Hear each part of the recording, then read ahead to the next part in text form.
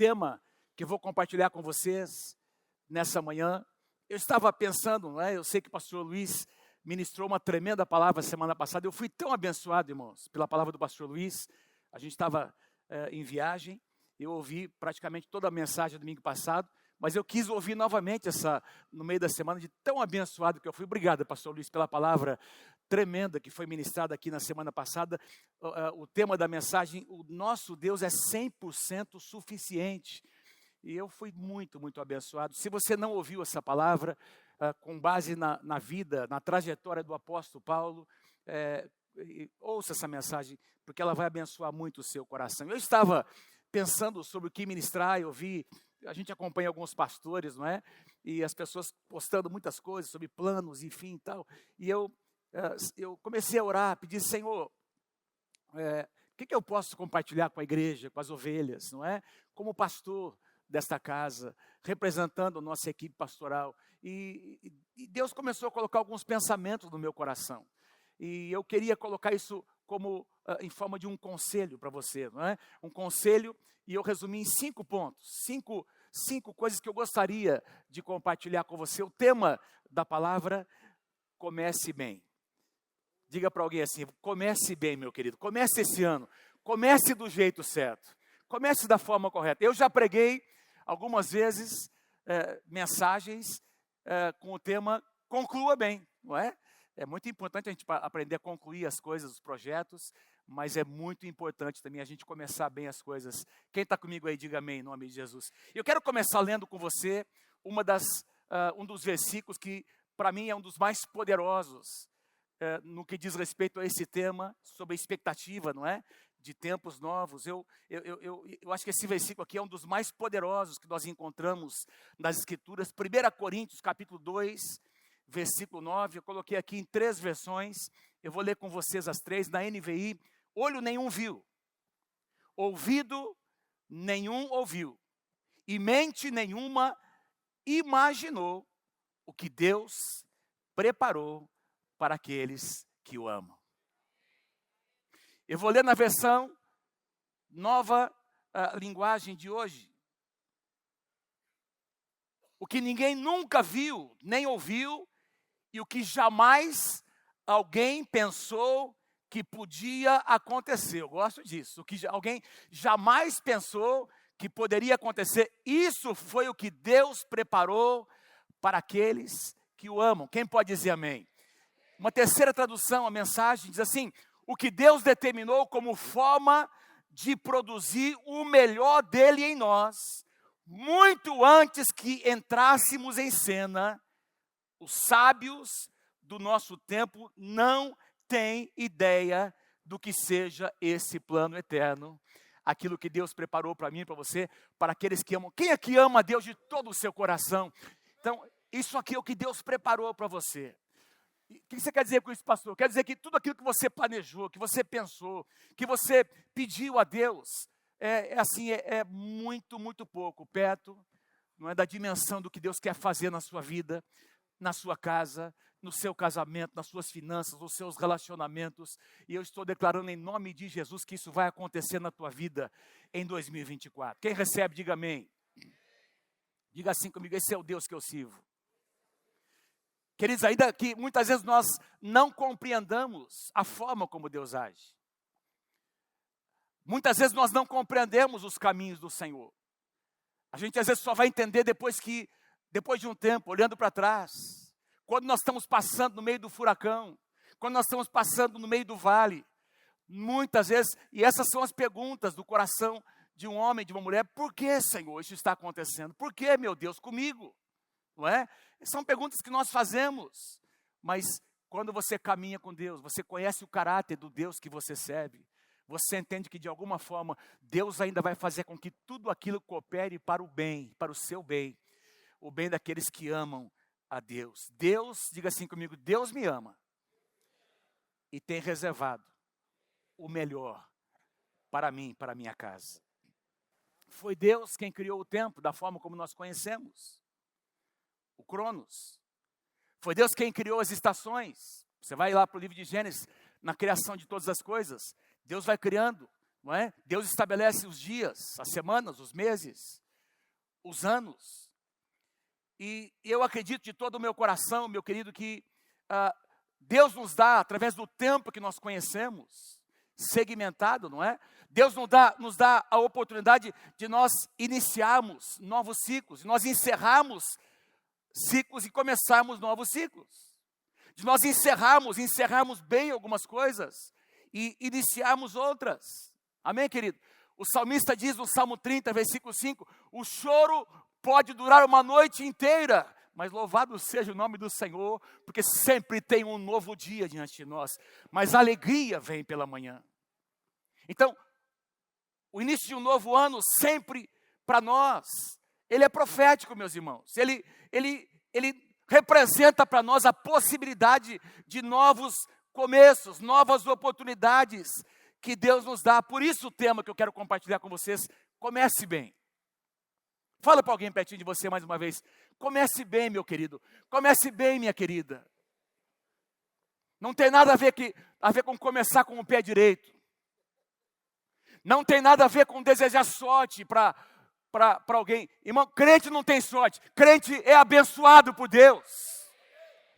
Eu vou dizer de novo, crente não tem sorte, crente é abençoado por Deus, porque o nosso Deus é um Deus abençoador. Aleluia. Então quero compartilhar aqui do meu coração. Eu poderia colocar muitas outras coisas, não é? Mas eu vou tentar ser muito objetivo. Eu vou ficar aqui um pouco mais no primeiro tema, não é? O primeiro ponto, não é? 5 conselhos que do meu coração para você. Se você me respeita como seu pastor, se você é membro dessa casa, recebe isso como uma palavra do seu pastor nessa manhã. 5 conselhos do meu coração para que você comece bem esse ano. Número 1, ame. Eu quero ser muito simples. Ame a Deus de todo o seu coração. Obrigado por alguns améns que eu ouvi. Vou tentar de novo. Ame a Deus de todo o seu coração. Pastor, é simples, né, o que você está falando. Você vai chover no molhado? Eu vou chover no molhado. Eu vou falar sobre coisas óbvias nessa manhã. Não tem nenhuma novidade no que eu vou compartilhar com você nessa manhã, mas eu creio que o Espírito Santo está lembrando você, o seu coração, de que as coisas simples, não é? Coisas simples que nós praticamos, escolhas que nós fazemos, as nossas escolhas determinam o nosso destino. Ame a Deus de todo o seu coração. O que você quer dizer com isso, pastor? Eu quero dizer que eu e você precisamos dar a Deus a honra que lhe é devida. O lugar de Deus é o primeiro lugar, e ele tem que ser o único. Ele tem que ser, meus irmãos, a razão da nossa existência. Não existe. Jamais você vai encontrar preenchimento em outro lugar. Você pode ganhar dinheiro, você pode conquistar coisas, você pode ter acesso a bens de consumo, prazeres, mas você nunca vai encontrar um verdadeiro preenchimento a não ser na presença de Deus.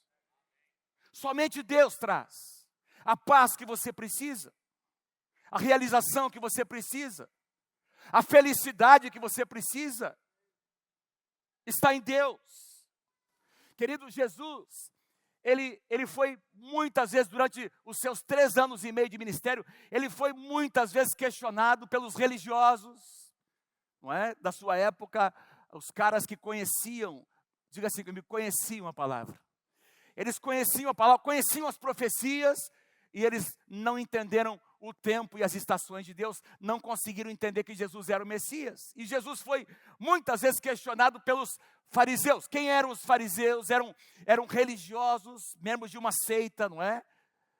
Eram extremamente rígidos com a lei, não apenas com a Torá, com o Pentateuco, não é? A Torá era uma composição dos 5 primeiros livros da Bíblia, Gênesis, Êxodo, Levítico, Número e Deuteronômio, onde está a lei de Moisés, mas eles criaram também um livro paralelo, que era composto da lei oral, que tinha mais ou menos mais de 613 mandamentos. Diga assim comigo, 613. Gente, eles criaram uma situação tão complicada que era impossível alguém conseguir praticar. E Jesus muitas vezes confrontou. Vocês se lembram? Vocês podem se lembrar de muitas ocasiões em que Jesus confrontou essa atitude. E eles passaram a colocar esses mandamentos orais no mesmo patamar da palavra de Deus, das Escrituras. E uma das ocasiões em que eles questionaram Jesus foi aqui em Marcos capítulo 12, quando um escriba se apresenta a Jesus e faz essa pergunta: qual é o principal dos mandamentos? Quero ver se você conhece. Estão dizendo que você é mestre. Nós temos aqui a Torá, a lei de Moisés. Nós temos aqui essas mais de 600 leis orais e tradições. Eu quero te perguntar, qual é a principal das leis, de todas as leis? E aí Jesus responde com duas afirmações. Eu vou ler aqui no primeiro ponto a primeira, e no segundo eu vou ler como Jesus continua a resposta. Não é? Jesus faz menção a Deuteronômio capítulo 6 para dar sua resposta, versículo 5.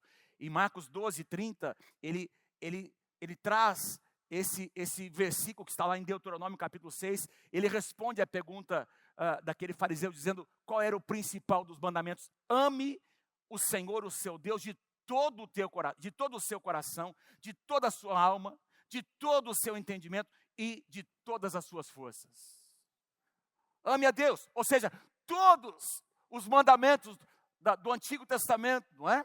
Todas essas tradições que eles foram criando, Jesus está dizendo, tudo se resume num só ponto: ame a Deus de todo o teu coração.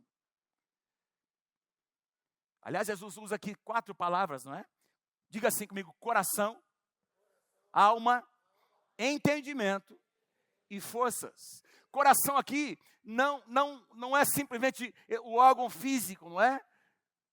Que todos nós temos para nos mantermos vivos. Coração aqui diz respeito ao centro do nosso ser, mais íntimo, a nossa personalidade, ao nosso caráter, a nossa essência.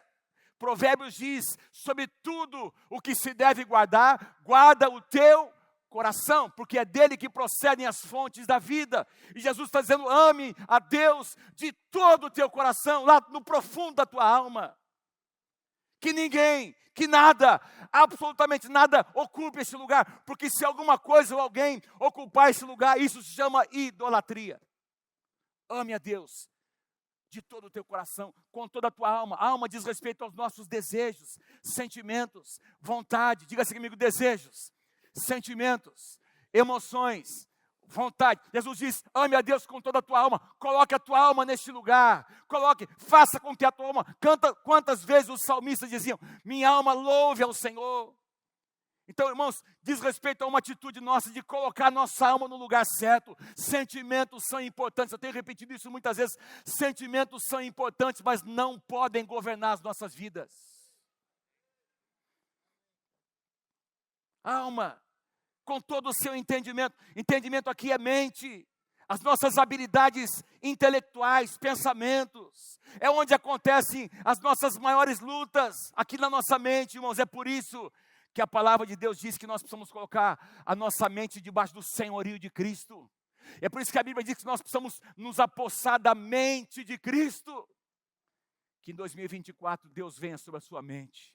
Ah, pastor, você não sabe o que acontece aqui, pastor, eu tive tantas experiências, pastor, e às vezes eu estou aqui, tenho conversado com algumas pessoas que dizem, pastor, eu não consigo controlar, eu tive experiências muitas experiências imorais em lugares, com pessoas, e eu estou ali, pastor, estou tentando ler a palavra, e aqueles pensamentos vêm. Irmão, é uma guerra que está sendo travada. Você agora precisa preencher este lugar com adoração, com a palavra de Deus, com oração, porque esses pensamentos se tornaram uma fortaleza, mas o nosso Deus tem poder para destruir todas as fortalezas da nossa alma.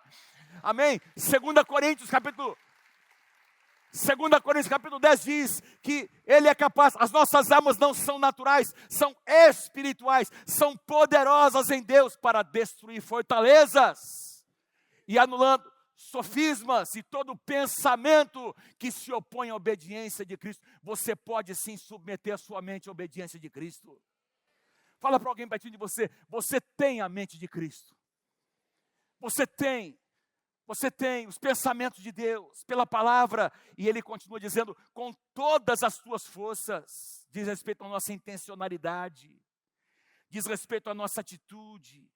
Irmãos, amar a Deus é um ato de adoração, é um ato de obediência. você se esforça, você coloca Deus naquele lugar. Por exemplo, irmãos, todo começo de ano é uma época em que as pessoas fazem planos, sim ou não? Nós chegamos de férias, eu fui lá na academia, nós já estamos, né, nessa prática há alguns anos para a gente criar, é sempre um esforço, irmão. E eu sempre vejo as mesmas coisas. No mês de janeiro, você vai na academia fazer exercício, está cheio de gente. Eu não consegui nem ir lá achar uma esteira, tem lá 12, 14 esteiras para fazer exercício. Não consegui, tinha de tanta gente que tinha. Isso na segunda-feira, na terça-feira. Na sexta-feira já tinha lugar. Passou rápido a vontade, não é? Deu uma vontade de fazer exercício. Já deu alguns dias. Que dirá daqui a algumas semanas e meses? Quantas pessoas começam a todo vapor, fazendo planos? Eu quero falar um pouquinho com você sobre isso, irmãos. Deixa eu fazer uma pergunta para você. Deus faz parte dos seus planos? O que você pensou, o que você planejou sobre os seus empreendimentos, não é? Algumas situações de conquista, que eu creio que Deus quer te levar a isso em nome de Jesus. Quem recebe, diga amém. Não é? Novos horizontes, não é? Situações novas nos seus empreendimentos, na sua casa, nos seus relacionamentos. Deus quer abençoar o teu casamento, Deus quer abençoar as tuas finanças. Deus quer fazer de você um homem, uma mulher prósperos no reino de Deus, nessa terra. Deus quer usar o seu testemunho para abençoar muitas e muitas pessoas. Então, é importante nós planejarmos. A Bíblia diz que nós precisamos planejar, mas diz também que a resposta vem de Deus.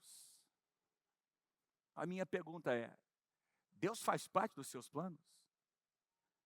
Você conversou com Deus? Você, ao fazer os teus planos, você fez uma oração? Você orou com a sua esposa? Reuniu os seus filhos? Eu estou pensando, a gente está pensando nisso, naquilo, etc. Olha, irmão, até mesmo, eu creio, para sair para um período de férias em algum lugar, se você tem filhos, é importante você envolver os seus filhos. Vem cá, vamos aqui, vamos conversar, para a gente ver. Vocês creem que Deus pode abençoar a gente nesse ano, para a gente conhecer um lugar novo? Vamos orar sobre isso, e os filhos participam daqueles planos. Quem pode dizer amém? Deus faz parte dos seus planos? Veja o que Tiago diz. Olha aqui, eu gosto demais do que Tiago escreve na sua carta. Tiago capítulo 4, versículo 13. Ouçam agora, ou seja, ele está dizendo, preste atenção no que eu vou dizer. Vocês dizem, hoje ou amanhã, iremos para esta ou para aquela cidade. Nós passaremos ali um ano, faremos negócios e ganharemos dinheiro. Tem alguma coisa errada com isso, irmão? Nada. Aqui Tiago ele está dirigindo a sua palavra para empreendedores, para pessoas que gostam de planejar, pessoas que gostam de trabalhar. Quem é que crê que Deus abençoa o nosso trabalho? A minha Bíblia diz que quem não trabalha, não come. A minha Bíblia diz que o trabalhador é digno do seu trabalho, do seu salário. Se você quer ser abençoado, saiba de uma coisa, Deus não tem compromisso com preguiçosos. É assim que funciona. É assim que funciona. Você quer ver a trajetória de alguém próspero? Vai lá ver, você vai ver que essa pessoa não fazia só o que os outros faziam. Ele fazia acima da média. Ele fazia o que não era nem pedido para ele fazer. Porque quer você entenda ou não, você está sendo observado por alguém. Alguém está olhando para você. Alguém está testando. Eu vou ver se ele vai ser fiel nesse nível aqui. E se esse cara fizer um pouquinho mais, se esse cara se apresentar, não é? Oferecendo, sendo proativo, eu estou precisando de um supervisor, eu estou precisando de alguém para gerenciar. Você está sendo observado. Agora, se você quer ser promovido por Deus, você tem que fazer a sua parte. Deus não vai fazer a parte que cabe a você. O nosso Deus é um Deus sobrenatural, amém? Quem pode dizer amém? Então, o que tem a ver com o sobrenatural, Deus vai fazer. Mas o que tem a ver com o natural, é você que tem que fazer. Então, Tiago está dizendo, olha, ouçam, vocês estão dizendo, hoje ou amanhã nós ganharemos dinheiro, viajaremos, mudaremos de cidade. Excelente, nada de errado. Mas aí ele coloca algo importante, versículo 14, vocês nem sabem o que lhes acontecerá amanhã. Qual é a sua vida? Vocês são como a neblina que aparece por um pouco de tempo e depois se dissipa.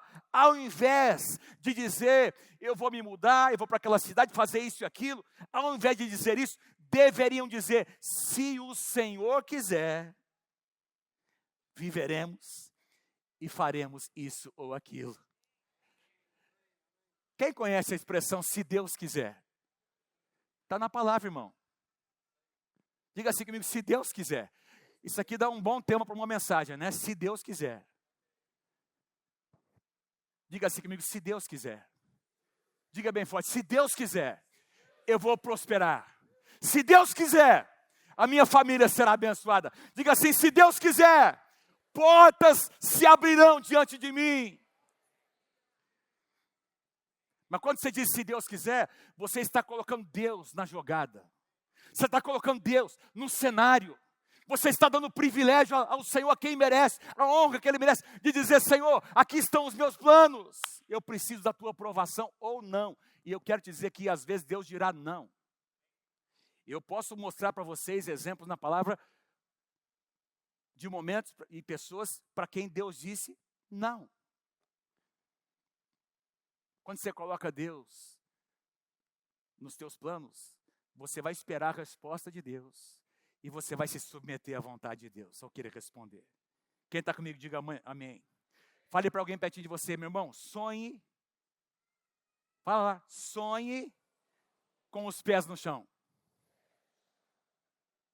Amém? Sonhe com os pés no chão. Coloque Deus na jogada. Coloque Deus no teu cenário. Não há como ter uma vida realmente abençoada se Deus não fizer parte dos seus planos, dos nossos planos. Eu escrevi aqui. Quem ama a Deus, ama a sua palavra. Quem pode dizer amém? Nós começamos aí uma jornada nova, não é? Com como é que chama? O pão diário. É uma trajetória. A pastora Mônica acabou de dizer 15 minutos por dia, meu irmão. Comece bem. Comece trazendo a palavra. Quem ama a Deus ama a oração. Comece em comunhão com o Senhor. Quem ama a Deus age em obediência. Quem ama a Deus honra ao Senhor com seus recursos. Se você não resolveu isso na sua vida ainda, resolva, meu querido. Deus não precisa de mim, de você, mas Ele nos dá o privilégio de nós participarmos. Aleluia. Você quer começar bem? Quem quer começar bem? Ame a Deus de todo o seu coração. Número 2, segundo conselho, importe-se com as pessoas. Amém? Importe-se com as pessoas, porque pessoas são importantes para Deus. Na mesma passagem que nós lemos a resposta de Jesus para o fariseu que perguntou qual é o principal dos mandamentos, Jesus estendeu a resposta. No versículo 31 ele disse, e o segundo, ele não perguntou, o fariseu não perguntou o segundo, o terceiro, ele só perguntou qual é o principal. Jesus disse, o primeiro é, ame a Deus de todo o seu coração. O segundo, ele diz, ame o seu próximo como a si mesmo. Não existe mandamento maior do que esses dois. Repete comigo assim, ame a Deus de todo o seu coração, ame o seu próximo como a si mesmo. Jesus resumiu todos os mandamentos do Antigo Testamento em 2, meus irmãos. Ame a Deus, importe-se com as pessoas. Importe-se com as pessoas. Jesus foi preciso, interessante. Se você voltar lá para Deuteronômio, que eu citei, que Jesus foi lá, ele trouxe essa passagem, trouxe lá Deuteronômio capítulo 6, você não vai encontrar lá sobre amar as pessoas. Jesus incluiu uma outra lei que nós encontramos no livro de Levítico. Como legislador que ele era, Jesus tinha autoridade para ajustar, para ampliar o sentido da lei. E ele estabelece aqui dizendo, olha, ame a Deus e ame as pessoas, se importe com as pessoas. Por que que Jesus disse isso? Por que é que Jesus conectou as duas coisas? Meus irmãos, porque não tem como você amar a Deus sem amar as pessoas. Quem ama a Deus, ama as pessoas. Não tem como você dizer que ama a Deus se você não se importa com as pessoas. Quem pode dizer amém? Nós conhecemos, quem aqui conhece João 3,16? Quem se lembra de João 3,16? Vamos lá, comigo, vamos lá. Porque Deus amou o mundo de tal maneira que deu seu Filho unigênito, para que todo aquele que nele crê não pereça, mas tenha a vida eterna. Porque Deus amou, Deus deu, todos nós conhecemos João capítulo 3, versículo 16, mas nós precisamos conhecer também 1 João capítulo 3, versículo 16. O que é que diz em 1 João 3,16? Você pode ler comigo aqui? Vamos lá? Sabemos o que é o amor por causa disso. Cristo deu a sua vida por nós. Por isso, nós também devemos dar a nossa vida pelos nossos irmãos.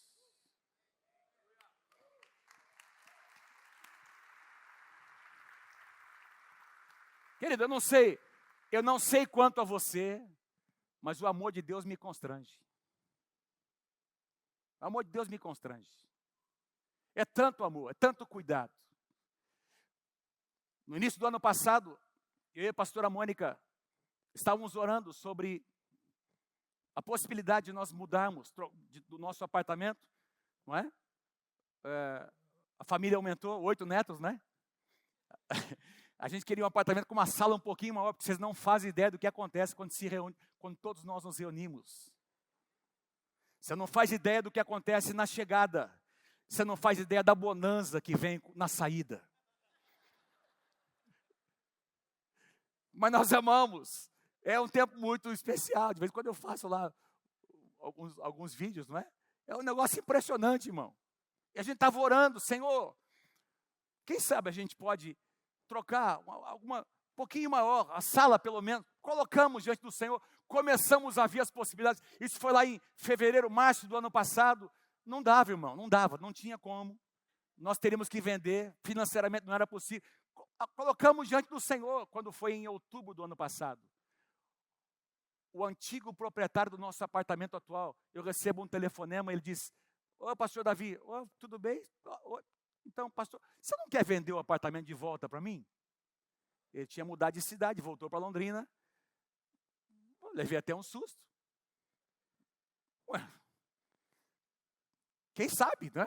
Depende. Irmãos, nós oramos, nós estabelecemos o valor. E o apartamento foi vendido, foi muito bem vendido. Eu não estava nem procurando, não tinha nem anunciado, irmão. Deus trouxe ali para nós. Então, e aí nós já imediatamente conseguimos, nós fizemos um financiamento para um apartamento um pouco maior ali, enfim. E eu fico constrangido com a forma como Deus. E se você lembrar, você vai ter a mesma sensação que eu tenho, se você for muito sincero, diga assim comigo, constrangimento. O amor de Deus nos constrange. A tal ponto que nós precisamos olhar para as pessoas ao nosso redor. Uma das minhas orações no começo desse ano foi, Senhor, eu quero aprender a olhar mais. A gente está tão envolvido no ministério. Senhor, eu quero. E eu estava ali, irmãos, um dia agora, nesses dias de férias, vou contar bem rapidinho, conversando com alguém que estava ali, arrumando ali a nossa casa, ali em Santa Terezinha, aqui perto de Foz do Iguaçu, uma bênção que Deus nos deu. Eu estava ali, e esse senhor que cuida ali da madeira, das portas, estava ajustando, e eu percebi que ele estava triste naquela manhã. Eu perguntei para ele, seu Ângelo, o que está acontecendo, seu Ângelo?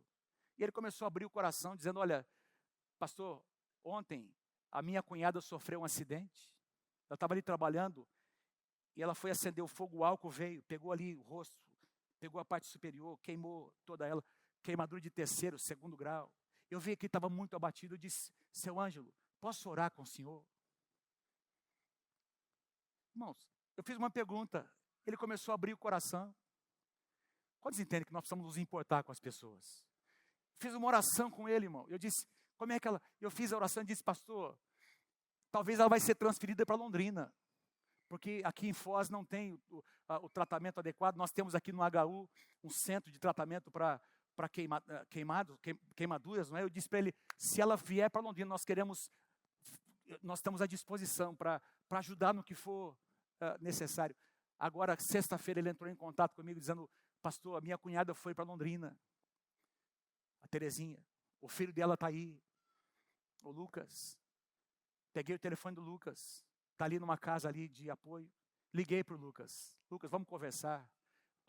Estamos aqui à disposição. Marcamos um almoço. Ontem, eu e o Tiago fomos almoçar ali com o Lucas. Aliás, o Lucas está aqui. Veio aqui participar aqui do culto.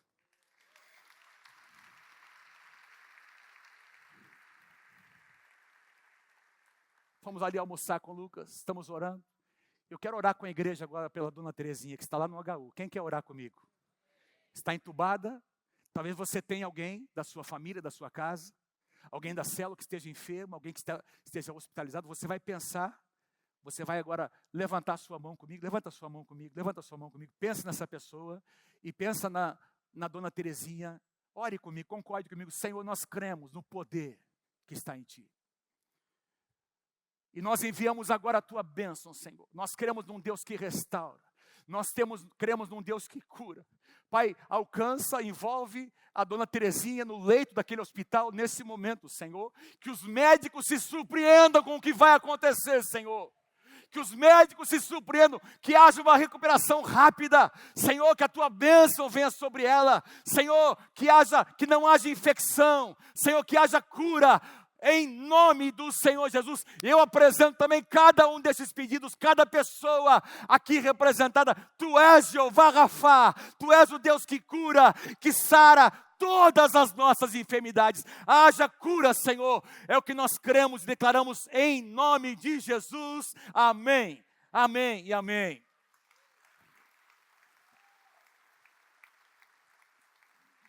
Que tal nós iniciamos o ano de 2024 amando um pouco mais as pessoas?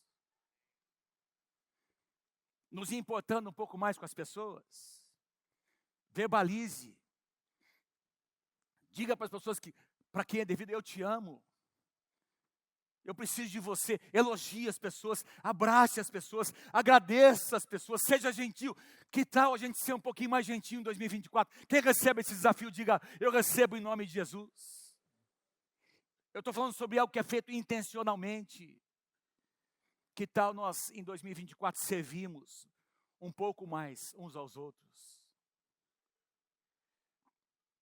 Com os nossos recursos, com os nossos talentos, com aquilo que Deus nos deu, como voluntários, como anfitriões. Irmão, nós temos aqui na nossa igreja, uma igreja tão linda como essa. Eu sei que às vezes é necessário. Ah, pastor, eu vou dar um tempo, eu preciso estudar, fazer uma faculdade. Eu entendo, existem estações da nossa vida, mas o que acontece, muitas vezes nós nos acostumamos a ficar num lugar onde a gente não enxerga mais as necessidades ao nosso redor, irmãos. E para que você e eu enxerguemos, nós precisamos exercitar.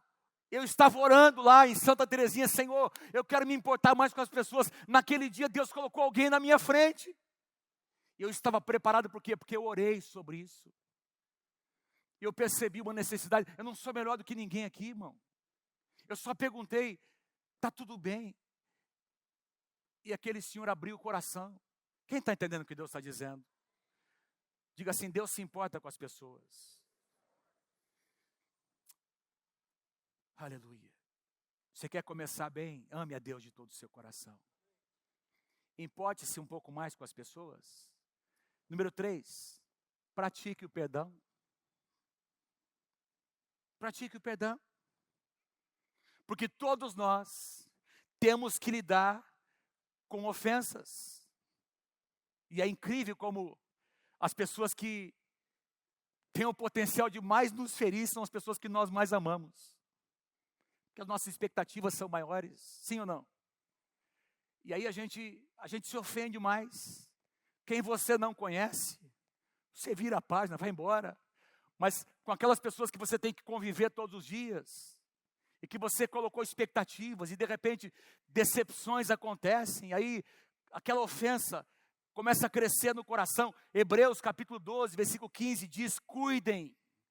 Ele está dizendo, tome cuidado, preste atenção, não permita que ninguém se exclua da graça de Deus, que nenhuma raiz de amargura brote e cause perturbação, contaminando a muitos. Irmãos, não tem nada que bloqueie mais uma pessoa, não tem nada que tire mais a paz de uma pessoa, que perturbe o sono, que traga, não é, uma vida assim, amarga, difícil, do que o ressentimento. O que é ressentimento? Ressentimento é você ficar ressentindo as coisas, sentindo vez após vez.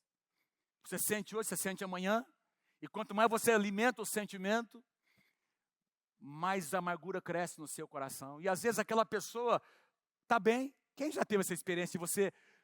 Aconteceu alguma coisa com alguém e você ficou, e a pessoa estava de boa. Aí você ficou mais brabo ainda. Eu estou aqui, irmão, eu gosto de resolver as coisas, irmão. Eu sou do tipo assim, vamos resolver, nós vamos aqui discutir, mas nós vamos resolver. Eu não gosto de ficar com situações, é o meu jeito. E aí, quando tem uma situação em que, poxa, para mim não foi bom, mas para ele está tudo bem. O cara está tranquilo, eu é que estou ruim. Só eu passo por isso, irmão. Porque não depende da pessoa, depende aqui de mim.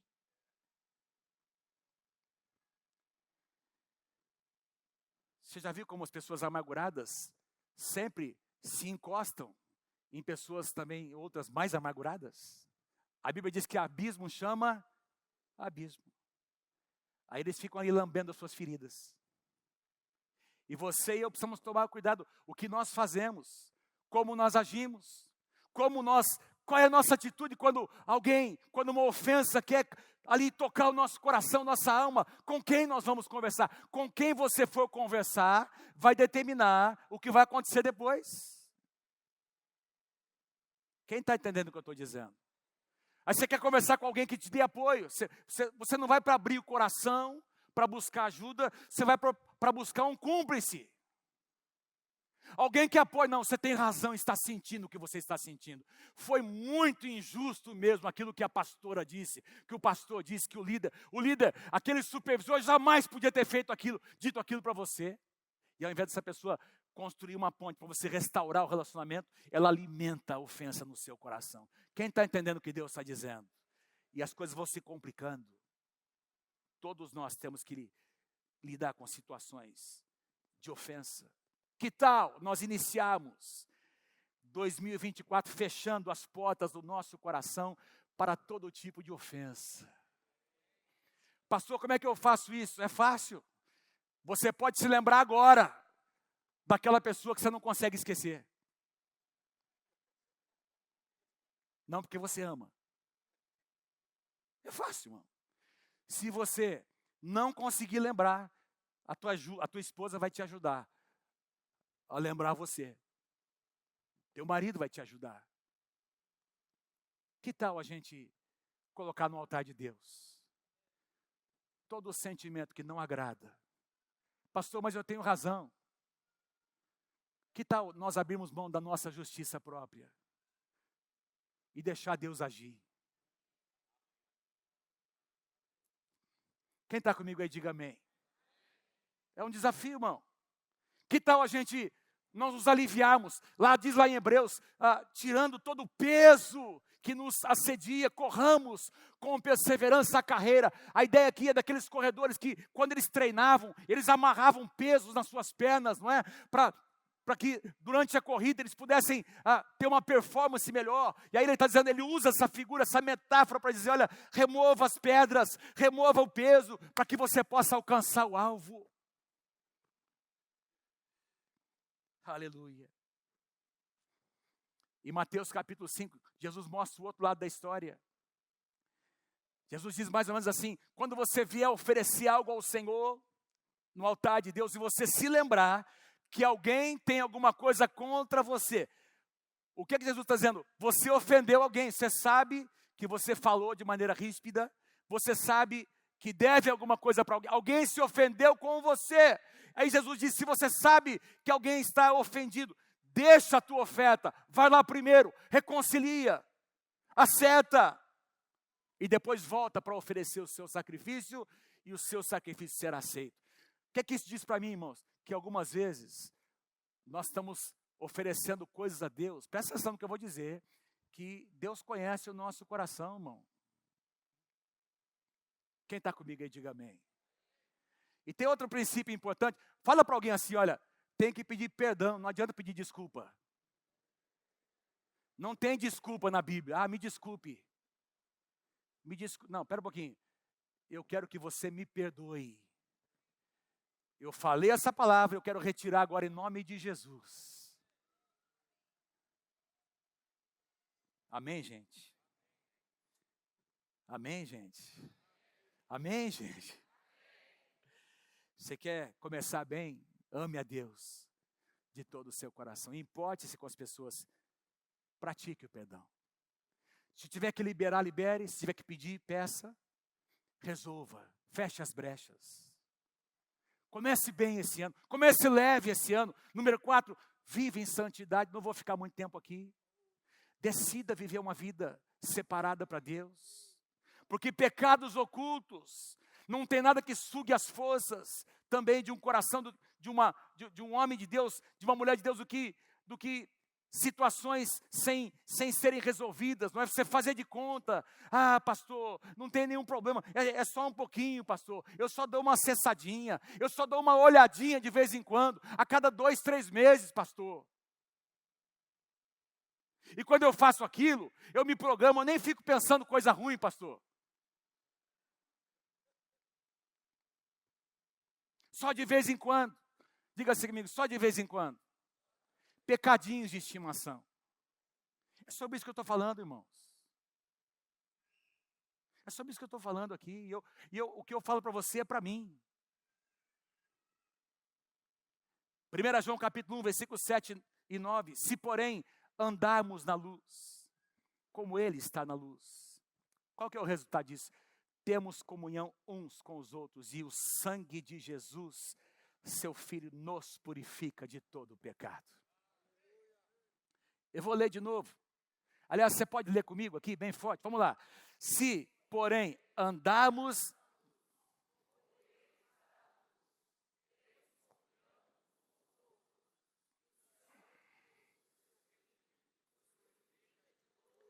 Versículo 9, leia comigo. Se confessarmos os nossos pecados, Ele é fiel e justo para perdoar os nossos pecados e nos purificar de toda injustiça. Só tem um pecado que não pode ser perdoado, é o pecado que não é confessado.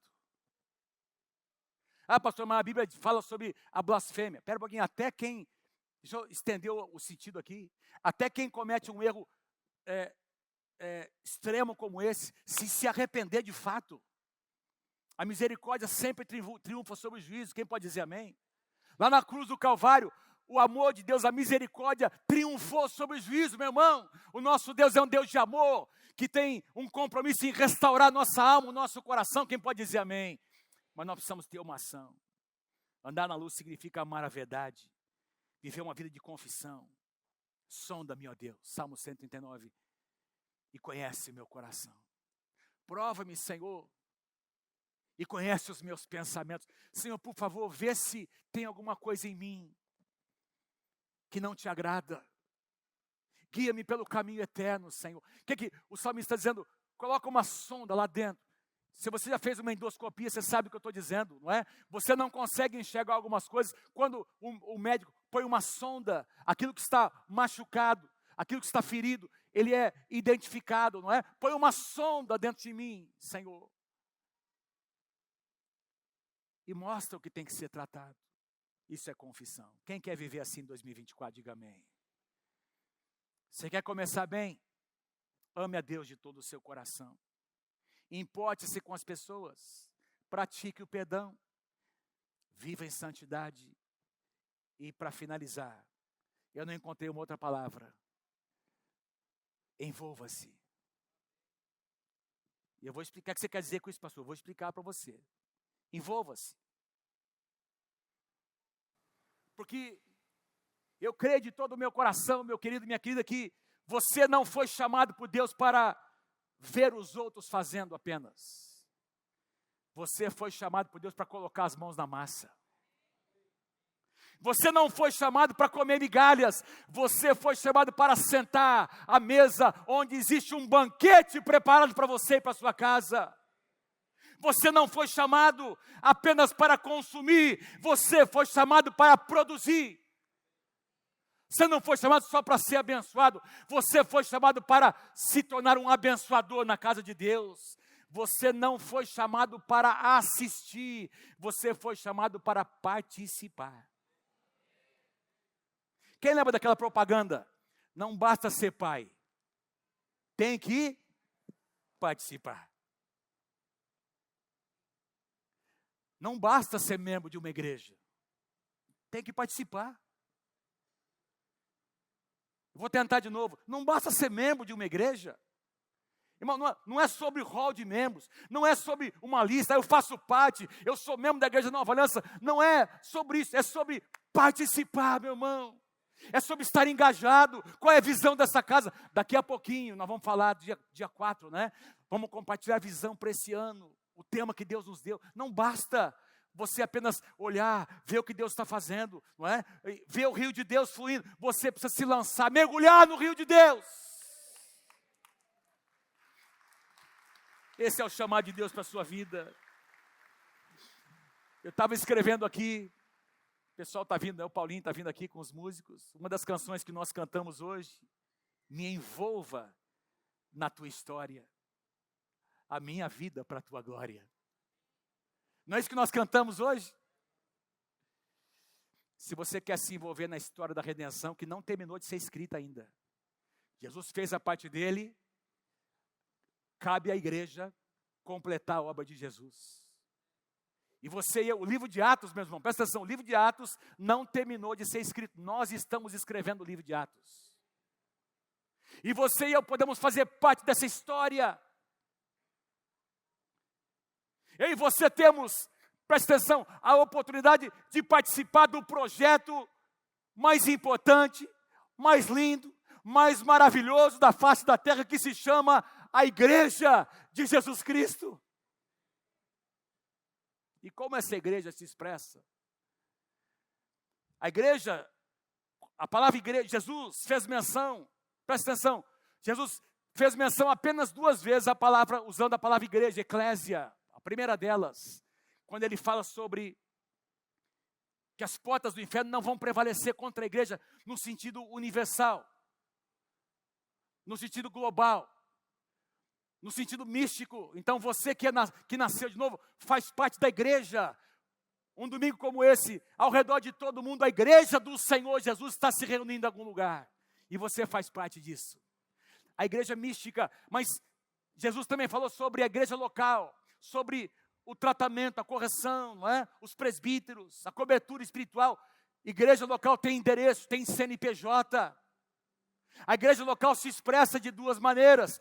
Nesse culto aqui maravilhoso, não é? Que é a grande celebração, a reunião corporativa, e nas casas, nos grupos pequenos. Esse é o padrão da palavra. Diga amém se você crê em nome de Jesus. Diga assim, no templo e nas casas. Esse é o padrão da palavra. Se você, preste atenção no que eu vou dizer a você, se você participa somente da reunião no templo,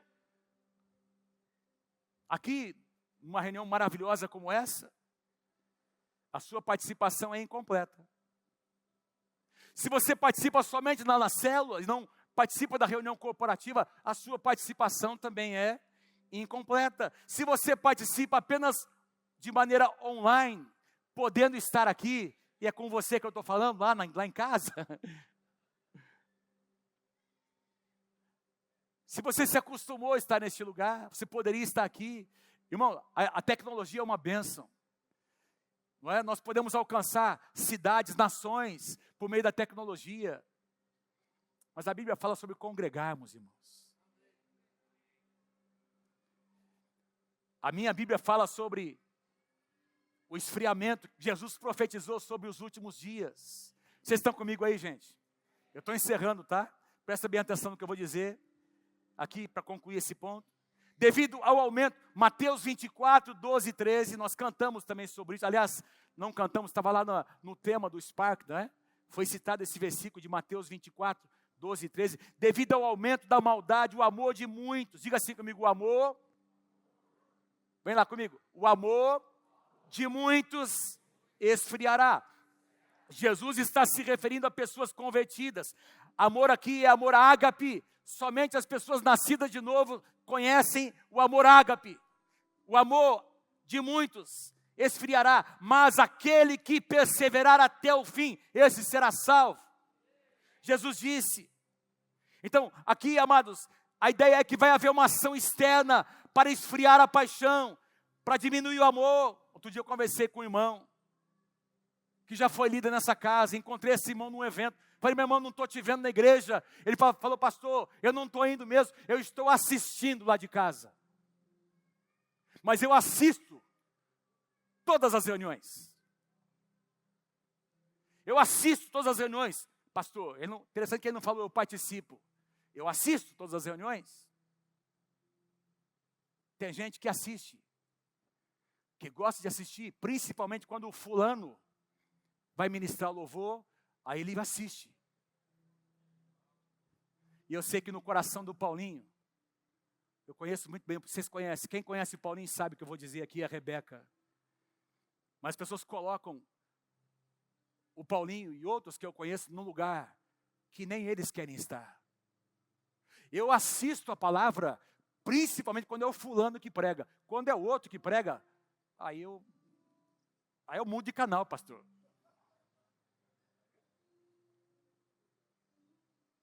Quem está entendendo o que eu estou dizendo?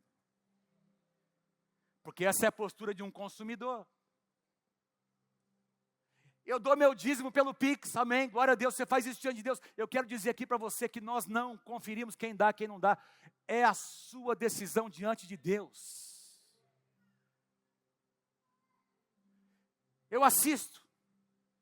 E esses dias eu estava ouvindo, eu até comentei com a Mônica, ouvindo o trecho de uma mensagem de uma irmã que nós respeitamos, pastora. Ela disse algo interessante sobre o que está acontecendo na igreja do Brasil e do mundo. Ela disse mais ou menos assim, ó, quando você assiste um jogo de futebol pela televisão, você está jogando. Você está participando do jogo ou você está só assistindo? Quando você assiste um filme, você está atuando ali como um ator, representando, interpretando, ou você está ali só assistindo? Quando você assiste um show musical de alguém, de um cantor que você gosta, você está ali junto, ou você está assistindo? E ela disse algo que me chamou a atenção. Culto não é espetáculo. Culto é adoração.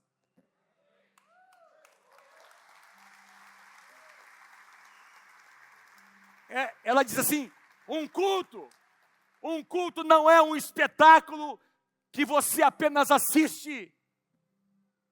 Culto é adoração. Adoração, você tem que participar, meu querido. Porque você sabe o que eu estou dizendo. Quem assiste, levanta para ir não sei onde, para fazer a comida, para lavar a louça. Não, estou ouvindo. E eu não estou aqui querendo, sabe, entenda o meu coração como pastor, meu querido. Porque se você só assiste, imagine o que os seus filhos farão.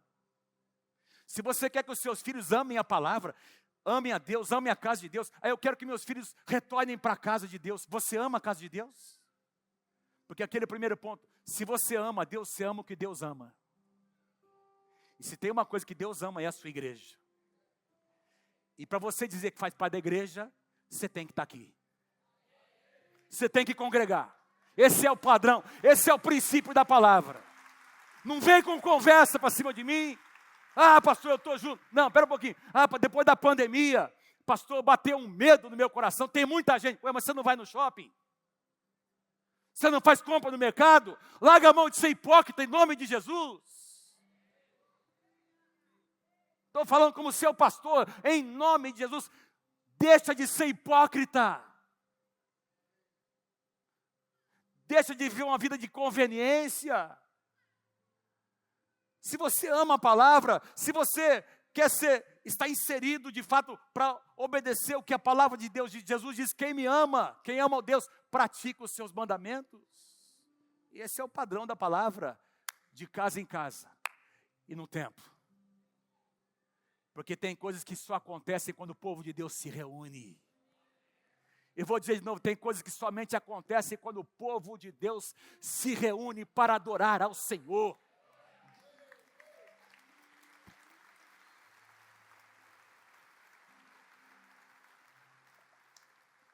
Prometo a vocês que é a última passagem bíblica, Mateus 9, 35 até 38. Jesus ia passando por todas as cidades e povoados, ensinando nas sinagogas, pregando as boas novas do reino e curando todas as enfermidades e doenças. Ao ver as multidões, teve compaixão delas. Jesus se importava com pessoas, porque estavam aflitas, desamparadas, como ovelhas sem pastor. Agora presta atenção que Jesus diz: então, disse aos seus discípulos: a colheita é grande. Quem crê que a colheita é grande, diga amém, em nome de Jesus. A colheita é grande. Nessa colheita estão seus parentes. Nessa colheita são seus filhos, seus pais, seus tios, seus amigos. A colheita é grande, mas os trabalhadores são poucos. Peçam. Jesus está dizendo: meus discípulos, orem, não orem pela colheita, orem por trabalhadores, que Deus envie trabalhadores para a sua colheita. Trabalhadores aqui é quem quer trabalhar, quem quer se engajar. Trabalhador aqui é quem está envolvido, quem está participando. Quem não está apenas assistindo o jogo, é quem decide vestir a camisa e entrar no campo para participar do que Deus está fazendo. Se você recebe essa palavra, diga: eu recebo em nome de Jesus. Põe lá para mim os 5 pontos. Quero que você leia comigo bem forte. Você quer começar bem? Vamos lá. Número 1, ame a Deus de todo o seu coração. Número 2, importe-se com as pessoas. Número 3, pratique o perdão. Número 4, viva em santidade. Número 5, envolva-se. Faça parte do mover de Deus. Faça parte do que Deus está fazendo. Ajude a escrever a história. Se você crê, se você recebe, dê um grande aplauso ao Senhor Jesus nessa manhã. Glória a Deus. Aleluia.